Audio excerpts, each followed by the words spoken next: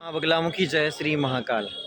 हम आ चुके हैं तारापीठ के पास स्थित शमशान घाट में, जहाँ पर माँ तारा के व्रत पुत्र वामा खेपा जी यहाँ पर साधना किया करते थे और यहीं से उन्हें माँ भगवती की कृपा प्राप्त हुई थी। तारापीठ का कुछ नज़ारा हम दिखाएंगे शमशान घाट का।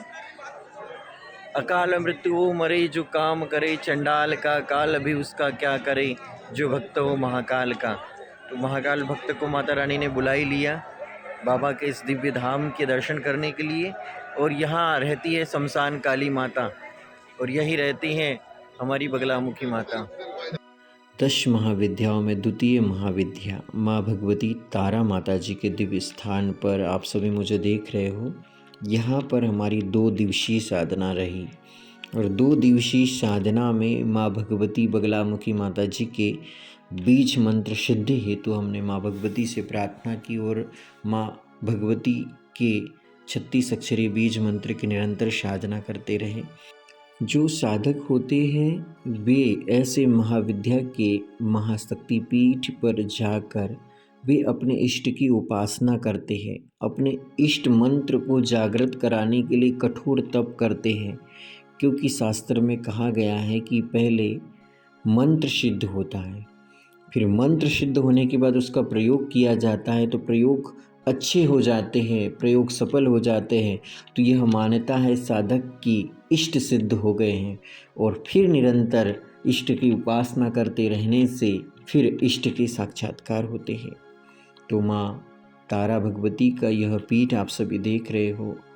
ऋषि मुनि महात्मा जितने भी बड़े बड़े दिव्य संत हुए हैं उन्होंने भारत के इन महाशक्तिपीठों पर जाकर कठोर तपस्या की है। हमारे पूज्य गुरुदेव जी महाराज जी भी माँ तारा भगवती के बड़े उपासक हैं। वामा खेपा जी से भी बड़े उपासक हैं वे। गुरुदेव जी के बारे में तो बहुत सारे भक्त लोग जानते हैं, क्योंकि वामा खेपा जी ने भक्त प्रहलाद और भक्त ध्रुव जितनी भक्ति नहीं की थी। उन्हें तारा माँ की कृपा प्राप्त हो गई वाम मार्ग से साधना करने के कारण। वामा अर्थात वाम और खेपा उनका नाम था, इसलिए उन्हें वामा खेपा कहते थे, क्योंकि वाम मार्ग से उन्होंने साधना की है। लेकिन पूज्य गुरुदेव जी द्वारा तो अखंड ब्रह्म ध्यानालीन समाधि लगाई है। संतों के पीछे का भी एक रहस्य है कि जहाँ पर दिव्य संत होते हैं, दिव्य साधक होते हैं, जिन्हें अपार सिद्धियाँ और दिव्य शक्तियाँ प्राप्त होती है, उनकी शरण में बड़े सौभाग्यशाली भक्त ही जा पाते हैं। की शरण में मेला नहीं लग सकता है। आज इस स्थान पर इतने सारे व्यापारी बैठे हुए, इतने सारे साधक बैठे हैं, लेकिन एक भी वामा खेपा नहीं बनना चाहता है, एक भी वामा खेपा के मार्ग पे नहीं चलना चाहता है। माँ तारा तंत्र शास्त्र का आप अध्ययन करोगे और तारा माता के नाम से यूट्यूब पर खजाना सर्च करोगे तो इतने सारे ढोंगी पाखंडी फर्जी आपको बाबा मिलेंगे, जिन्हें ठीक ढंग से तारा माता जी का मंत्र ज्ञात नहीं है और बड़ी बड़ी साधना की पद्धतियाँ बता रहे हैं। तो ये साधक अलग हो जाते हैं, पंडित अलग हो जाते हैं और माँ तारा के नाम से वीडियो बनाना, वीडियो में पूजा साधना की पद्धति बताना। बहुत सारे ज्योतिष विद्वान भी आज के समय में माँ तारा साधना के बारे में बताते हैं, जबकि उन्हें इस महाशक्ति, इस महाविद्या के ज्ञान के बारे में बताने की शास्त्र अनुमति ही नहीं देता है। कि जो मानव गुरु की श्रेणी में है, जिन्होंने अपने आप को सिद्ध ही नहीं किया है, वो इस महाविद्या महाशक्ति के गुण रहस्यों को कैसे जान सकते हैं। तो आप सभी को यह बताने का मेरा उद्देश्य है कि वामा खेपा आज नहीं है और उनसे भी बड़े संत आज हैं, जो मूलाधार से लेकर सहस्त्रार चक्र तक की यात्रा पूर्ण कर चुके हैं, जो महाकुंडलिनी शक्ति जागृत कर चुके हैं। अगर आपकी आंखों के ऊपर का मोतियाबिंद निकल जाए तो ऐसे परम तत्वदर्शी सिद्ध महायोगी संत महात्मा के सानिध्य में जाकर भी आपका जीवन धन्य हो सकता है। और अगर आप माँ बगलामुखी माँ की साधना करना चाहते हो, माँ बगलामुखी माता जी को प्रसन्न करना चाहते हो, तो माँ बगलामुखी माता जी के इस भक्त रविंद्र मानकर से जुड़े। किस तरह से माँ को मन में बसाना है, माँ को मन में स्थापित करना है और फिर मंत्र के रूप में उनका आह्वान किस प्रकार से करना है, किस प्रकार से मंत्र सिद्ध होगा, फिर इष्ट सिद्ध होगी, फिर इष्ट के साक्षात्कार होंगे। यह बहुत ही बड़ा गूढ़ रहस्य है। अगर माँ भगवती की कृपा आपके जीवन में हुई होगी तो आप निश्चित ही यह वीडियो देख रहे होंगे।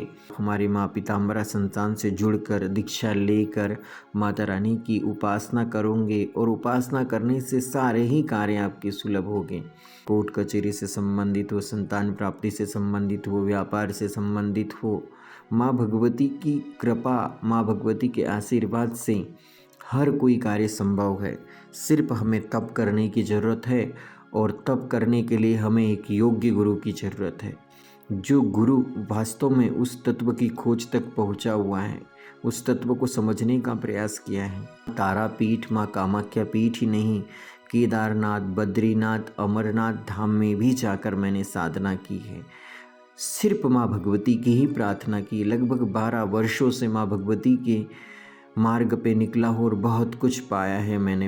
ये तुम्हारी जितनी भी यात्रा थी, हाँ ये सारी यात्रा तुमने देखी, जानी, समझी, बड़े बड़े तांत्रिकों से, सब लोगों से मिले, सब कुछ किया, लेकिन तुमको न श्रीधर पंडित जैसा कोई भक्त मिला, न ध्यानु भक्त ना, हाँ जैसा माई के मिला। जैसा और आपके जैसा जो बातचीत करते हैं खुल के, हाँ, वो खुल के मैं किसी के पास नहीं कर पाया। दूसरी चीज न वामा खेपा मिले, न रामकृष्ण परमहंस मिले, न स्वामी विवेकानंद। हाँ, जब पहली बार तुमने मुझसे क्या कहा था ये बताओ मुझे।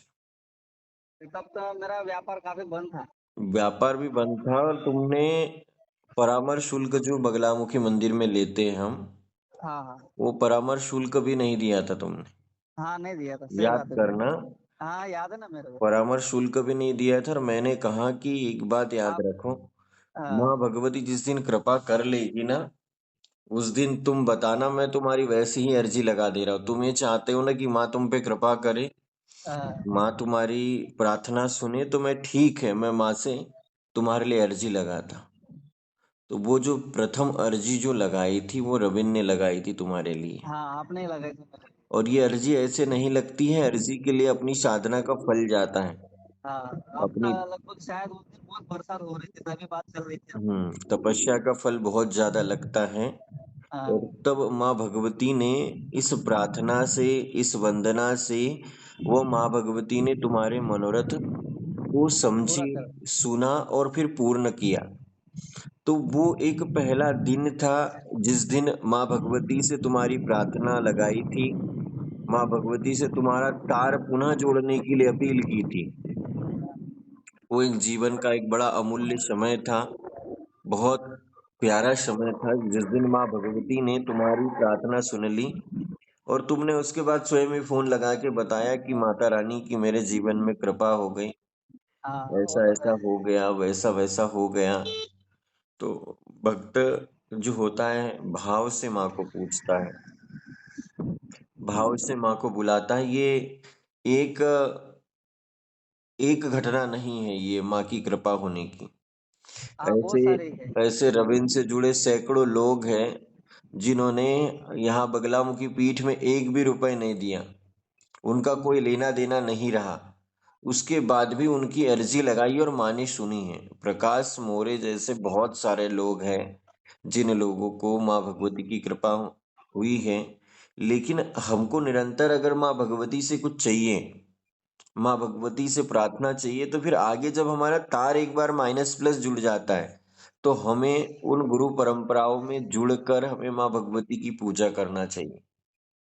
हाँ, ये क्योंकि बात तो सही बोली। क्योंकि क्या होता है कि माइनस और प्लस मिलाकर हम बल्ब जलाते हैं, हम्म, लेकिन उसमें भी वोल्टेज बराबर चाहिए। हाँ वो बात सही। अगर डायरेक्ट बड़ी लाइन से अगर आपने वोल्टेज ले लिया ना, तो वो तो फट जाएगा। फट भी जाएगा और शॉर्ट सर्किट भी हो शॉर्ट जाएगा। सर्किट भी हो जाएगा। इसीलिए मैं यही कहूंगा कि 60 माला, 50 माला, 36 माला एक एक दिन बगलामुखी मंत्र, 36 अक्षरी मंत्र के करना, और मंत्र में त्रुटि होना, अशुद्धि होना और अनुभूति हो तो फिर मार्गदर्शन न मिलना, तो भविष्य के लिए हम हमारे लिए ही गड्ढे भी खोद के रख सकते हैं।